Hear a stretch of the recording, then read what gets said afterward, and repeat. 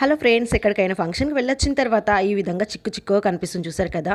ఇలా ఉన్నప్పుడు మనం దువ్వెన పట్టేసి చకచకా దువ్వుతూ ఉంటాం. ఇలాంటి చిన్న చిన్న పనులు చేస్తేనే హెయిర్స్ అన్నీ ఊడిపోతాయి. అందుకోసమైతే ఈ విధంగా ఒక చిన్న టిప్ అయితే ఫాలో అవ్వండి.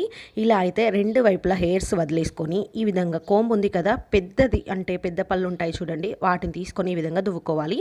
మనం చిన్న పళ్ళతో దూసామనుకోండి హెయిర్స్ చాలా వరకు ఊడిపోతాయి. ఎందుకంటే ఆ చిన్న చిన్న పనులు చేస్తేనే కదా మనము హెయిర్స్ ఊడిపోతున్నాయి అనేసి చాలా బాధపడిపోతాము.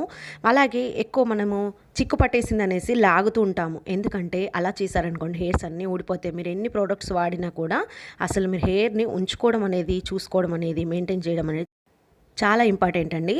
లేదు ఇలా పెద్ద పళ్ళది లేకపోతే మాత్రం అలాగే మనకు చిక్కులు దువ్వెన ఉంటుంది కదా, దాంతో కూడా దువ్వుకోవచ్చు. అలాగే నేను దూసిన తర్వాత కొంచెం తక్కువ హెయిర్స్ వచ్చాయి. లేదు మీరు చిన్న పళ్ళతో దూసారనుకోండి హెయిర్స్ అన్నీ చాలా వరకు ఊడిపోతాయి.